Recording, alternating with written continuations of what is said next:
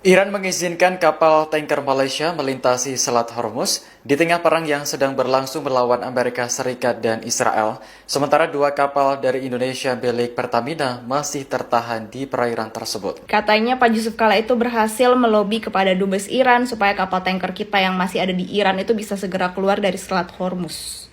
Ini jelas bohong ya guys ya, ini hoax. Duta Iran ke Malaysia iaitu Waliullah Muhammad Nasrabadi memberikan jaminan yang kapal-kapal Malaysia selamat untuk transit walaupun keadaan menjadi tegang dekat Selat Hormuz. Not many countries can communicate directly with all the leaders of the Gulf states and with the President of Iran.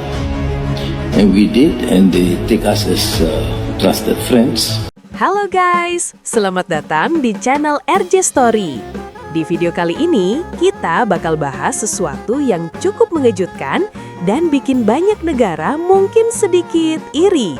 Bagaimana tidak? Di tengah situasi geopolitik dunia yang lagi panas, justru Malaysia mendapatkan kepercayaan langsung dari Iran. Sebuah langkah yang membuat dunia sejenak terdiam. Apa ya sebenarnya yang terjadi? Dan kenapa ini bisa jadi momen penting? Yuk, kita bahas bareng.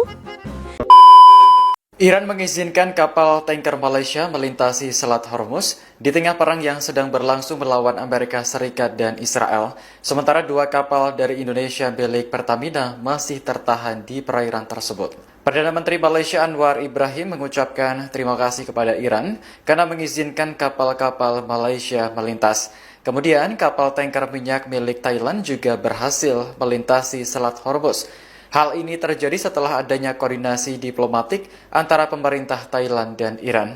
Sementara itu, dua kapal Pertamina milik Indonesia masih tertahan di Teluk Arab. Keduanya yakni kapal tanker raksasa Pertamina Pride dan Gamsus Doro. Kementerian Luar Negeri Republik Indonesia saat ini masih melakukan komunikasi dengan otoritas Iran agar dua kapal Pertamina diizinkan melintasi Selat Hormuz. Menteri Luar Negeri Iran Abbas Araghchi menegaskan bahwa Selat Hormuz tidak sepenuhnya ditutup. Perairan tersebut hanya dikecualikan bagi kapal-kapal Amerika Serikat, Israel, dan sekutunya. Sementara untuk negara-negara sahabat dibolehkan melintas. Araghchi merinci kapal dari China, Rusia, Pakistan, Irak, dan India sejauh ini aman di Selat Hormuz. Kenapa kapal Malaysia boleh lewat Selat Hormuz? Ada 7 kapal Malaysia yang sudah melalui Selat Hormuz. Sedangkan 2 kapal Pertamina Indonesia masih proses negosiasi. Kalau dikatakan hubungan Perdana Menteri Malaysia dengan Presiden Iran cukup baik, sedangkan hubungan Presiden Indonesia dengan Presiden Iran juga cukup baik. Menurut kalian apa yang menjadi perbedaan? Jadi, berdasarkan berita terkini.id, katanya Pak Yusuf Kala itu berhasil melobi kepada Dubes Iran supaya kapal tanker kita yang masih ada di Iran itu bisa segera keluar dari Selat Hormuz. Ini jelas bohong ya guys ya, ini hoax. Karena barusan banget nih guys, aku cek di vesselfinder.com, nih kalian lihat aja nih, 1822. Kapal Pertamina kita alias Pertamina Pride, nih lihat aja, core speednya adalah 00 km. Alias tidak bergerak. Kalian lihat call sign-nya ya, 9V5818. Call sign-nya tuh, 9V5818. Masih ada di mana? Selat Hormuz. Belum bergerak, masih ada di sana. Ini kapal kita yang satu lagi yaitu Gamsu Noro. Call sign-nya ya, 3E7742. Ini kalian lihat ya, IMO/MMSI-nya, 9677313. 9677313. Di mana? Masih di Selat Hormuz. Belum keluar dari situ. Jadi nggak ada tuh katanya in the end 2 kapal tanker Indonesia diberi izin transit militer laut Iran berkat lobby Pak Yusuf Kala. Akhirnya resmi melintas. Bohong. Hoax ya guys ya, hoax ya. Jadi masih sampai saat ini dari pemerintah kita, pemerintah Indonesia itu sedang melobi dan juga bernegosiasi sama pihak Iran supaya 2 kapal tanker kita ini bisa keluar dari Selat Hormuz. Jangan kalian ngelihat apa yang ada di internet langsung percaya-percaya aja. Apalagi narasinya sengaja banget gitu kayak gini, berhasil negosiasi, gagal negosiasi. Belum terjadi nih, belum selesai negosiasinya. Sengaja banget gitu yang bikin kayak gitu tuh pengen jelek-jelekin pemerintah sekarang gitu. Kenapa sih kayak begitu? Dapat apa dari kayak gitu? Bisa bikin viral supaya makin banyak follower, Supaya dianggap keren oposisi pemerintah. Apa karena dapat uang Soros? Ya semoga sih nggak begitu ya. Tapi ya sarannya buat yang pada dapet duit Soros gitu kan, sesuai dengan kata-kata Kak Salsa. Ngapain? Orang cari duit aja masih rela jadi pengkhianat bangsa. Ingat nggak teman-teman, ingat nggak ada kapal Iran yang ditahan saat ini di Indonesia, Arman 114. Itu kapal ditangkap oleh Bakamla tahun lalu, kemudian dituduh melakukan pencemaran lingkungan. Akhirnya divonis, kapal disita oleh Kejaksaan Agung, kapal mau dilelang. Ada 2 juta kapal, 2 juta barel minyak mentah di atas kapal itu. Nah, waktu itu saya berkomunikasi lah dengan atas pertahanan Iran. Iran ingin Indonesia melepas kapal itu, jangan dilelang. Tetapi sampai hari ini kapal itu masih di sini gitu loh. Soal lelangnya udah nggak jelas lagi gitu loh. Terus atas itu bilang begini, kami akan balas perlakuan ini.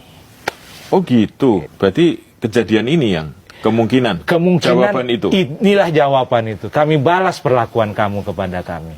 Artinya kalau kita ingin 2 kapal kita keluar yang membawa minyak yang dibutuhkan di Indonesia, itu berarti salah satu caranya agar melepaskan kapal Iran yang ada di sini. Itu yang menurut saya harus dibuka ke publik gitu loh. Jangan misalnya pemerintah pemerintah Iran gitu loh. Terus apa yang mau dinegokan?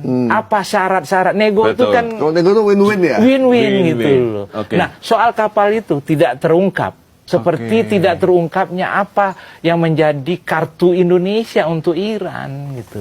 Kalau Iran kan sudah buka semuanya. Kami nggak suka kalian karena kalian tidak mengucapkan bela sungkawa kepada pemimpin agung kami, kepada anak-anak kami yang dibom.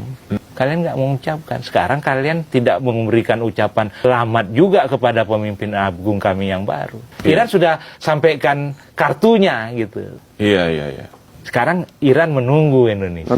Di tengah ketegangan global, khususnya di kawasan Timur Tengah yang berdampak besar pada jalur distribusi energi dunia, Malaysia muncul loh sebagai salah satu negara yang mendapatkan perlakuan istimewa. Iran memberikan akses bagi kapal-kapal Malaysia untuk melintasi Selat Hormuz dengan aman. Padahal, jalur ini dikenal sebagai salah satu titik paling krusial dan sensitif dalam perdagangan minyak dunia. Tidak semua negara mendapatkan kepercayaan seperti ini, guys. When Malaysian vessels are allowed to pass through the Strait of Hormuz, some people think, is Malaysia really that special? The answer is yes, but not because of luck. In the current Middle East crisis, many vessels are restricted, routes are tighter, risks are higher. But Malaysia still gets access. Why? Because of Anwar Ibrahim's diplomatic approach. He has been consistent, firm on Palestine, critical of violence, yet maintaining working relationships with all sides. In his special address, Anwar himself highlighted that any disruption in the Strait of Hormuz could impact global and Malaysian oil supply. What does that mean? The government isn't waiting for a crisis to hit. It is actively managing the situation, so Malaysia doesn't bear the worst of it. Yes, Malaysia-Iran relations are not new, but relationships don't sustain themselves. They need to be maintained, negotiated, strengthened. And in a tense global situation like this, Malaysia is still trusted enough to pass through. So the next time you see news like this, don't just ask, why are fuel prices going up? Ask the bigger question, how is Malaysia still able to move when the rest of the world is tightening? In geopolitics, the safest country isn't the strongest. It's the one that knows how to manage relationships. We are fortunately in the position that we have excellent relations with our neighbors, that we communicate very regularly, and even with the Middle East. Not many countries can communicate directly with all the leaders of the Gulf states and with the President of Iran. And we did, and they take us as trusted friends. And we do express, first, Malaysia happens to be one of the few countries that their position very clear, consistent in our foreign policy against any aggression against any country. Dalam keadaan yang jauh lebih baik kerana keupayaan Petronas selama ini. Saya ambil kesempatan juga ucapkan terima kasih kepada Presiden Iran kerana awal memberi laluan dan sekarang kita dalam proses untuk melepaskan kapal minyak Malaysia dan pekerja yang terlibat supaya dapat meneruskan perjalanan mereka pulang. Inilah Malaysia, tanpa perlu berteriak mengaku sebagai bangsa yang besar dan menyebut orang lain sebagai antek asing. Mereka berhasil melobi Iran untuk mengizinkan kapalnya melewati Selat Hormuz. PM Malaysia Anwar Ibrahim juga secara lantang mengecam dengan sangat keras serangan Israel yang didukung Amerika terhadap Iran. Ia juga turut menyampaikan keprihatinan terhadap negara-negara Teluk yang terseret dalam konflik ini. Hal ini disampaikan Anwar Ibrahim usai melakukan percakapan melalui telepon dengan Presiden Iran, Masoud Pezeshkian. Kedutaan Besar Iran di Malaysia mengatakan bahwa mereka tidak akan pernah melupakan pendirian sokongan Malaysia dalam hari-hari sukar. Ramai tak tahu Malaysia pernah selamat ke Iran masa diorang hampir muflis. Bayangkan tahun 1988, Iran baru lepas perang 8 tahun dengan Iraq. Negara hancur, ekonomi lumpuh, duit US dollar hampir kosong. Kesan paling teruk, rakyat mereka sampai tak cukup makanan. Minyak masak tak ada, nak masak pun susah. Serius, tahap krisis kebuluran. Dalam keadaan semua negara takut nak deal dengan Iran, Malaysia buat move yang gila berani. Pada Ogos 1988, Malaysia jadi negara pertama yang sign satu sistem khas. BPA, Bilateral Payment Arrangement. Simple je konsep dia. Tak ada US dollar? Tak apa. Kita treat je tanpa US dollar. Bank negara Malaysia dan Bank Iran jadi penjamin. Maknanya, syarikat Malaysia jual barang, confirm dibayar. Zero risk. Malaysia hantar minyak kelapa sawit ke Iran banyak. Hasilnya, rakyat Iran dapat makanan semula. Krisis kebuluran pun berjaya dikawal. Dan Malaysia dapat buka pasaran besar di Timur Tengah. Industri sawit kita terus meletup. Win-win, genius move. Fast forward ke tahun 2026, bila kawasan Selat Hormuz jadi tegang, kapal dagang Malaysia masih boleh lalu dengan selamat. Kenapa? Sebab kepercayaan tu bukan dibina dari semalam. Ia dah bermula sejak 38 tahun yang lepas. Orang selalu ingat kuasa tu datang dari senjata. Tapi kadang kuasa sebenar datang dari budi. Hutang emas boleh dibayar. Hutang budi dibawa mati. Follow saya for more updates, strategi kewangan dan simpanan emas yang waras, praktikal, tanpa drama. Wow, Malaysia mendapat laluan khas oleh Iran dekat Selat Hormuz.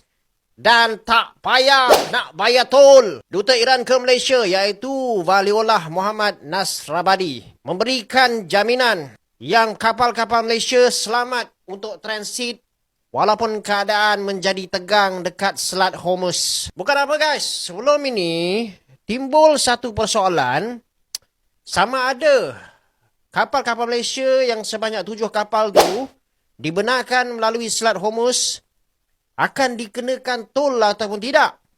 Ini kerana sekarang ni dilaporkan yang Iran telah pun mengenakan bayaran transit. Bukan sikit guys. Iaitu sekitar 2 juta US dollar untuk setengah kapal yang lalu Selat Hormuz. Ini terutamanya dalam konteks laluan yang sangat dikawal ketat oleh Iran. Selain itu, Iran juga menyatakan yang sebenarnya bayaran ataupun tol-tol ini dikenakan berkait rapat dengan kos peperangan. Yalah kan, banyak fasiliti dan juga alat ketenteraan Iran sebenarnya yang musnah dalam peperangan ni. Dan sekaligus ini menunjukkan ia berfungsi juga sebagai sumber hasil dan alat tekanan terhadap negara yang selama ini dianggap tak mesra dengan Iran tau. Sebenarnya dari sudut ekonomi dan geopolitik, Malaysia dan Iran ni kita banyak bekerjasama. Terutamanya dalam beberapa sektor lah. Misalnya sektor tenaga, perdagangan dan juga platform antarabangsa. Macam OIC dan juga NAM. Bukan itu je. Iran ni juga merupakan rakan dagang penting Malaysia dekat Asia Barat dengan nilai perdagangan mencecah sekitar 2.6 bilion ringgit pada tahun 2024. Akan tetapi guys, walaupun kapal kita tak kena tol dekat Selat Hormuz tu, akan tetapi kita juga tetap akan merasai kesan kenaikan harga minyak global. Oleh itu, kita jangkakan yang pihak kerajaan bakal melaksanakan adjustment dalam polisi kita bagi meminimalkan kesan ini ke atas rakyat Malaysia dan juga kena kontrol dari segi kos. Keputusan ini tentu bukan tanpa alasan. Diplomasi yang dilakukan oleh pemerintah Malaysia menunjukkan pendekatan yang cerdas dan strategis. Dengan menjaga hubungan baik dan posisi yang relatif netral, Malaysia berhasil membangun kepercayaan di tengah konflik yang melibatkan banyak kepentingan besar. Bahkan, ada momen di mana Iran membantu memfasilitasi keamanan kapal dan kru Malaysia, yang semakin memperkuat hubungan kedua negara. Dampaknya juga tidak main-main. Di saat banyak negara mengalami kekhawatiran soal pasokan energi, Malaysia justru bisa menjaga stabilitasnya. Ini menunjukkan bahwa kekuatan sebuah negara tidak hanya terletak pada militer atau ekonomi, tetapi juga pada kemampuan diplomasi dan hubungan internasional yang solid. Fenomena ini juga menjadi bukti bahwa di dunia yang penuh konflik, masih ada ruang untuk kerjasama dan saling percaya. Malaysia berhasil memanfaatkan momentum ini untuk menunjukkan eksistensinya di kancah global, sekaligus membuka peluang hubungan yang lebih luas ke depannya. Nah guys, dari cerita ini kita bisa belajar bahwa strategi, komunikasi, dan hubungan baik itu sangat penting. Bukan cuma untuk negara, tapi juga dalam kehidupan kita sehari-hari. Kadang bukan yang paling kuat yang menang, tapi yang paling cerdas dalam membangun kepercayaan.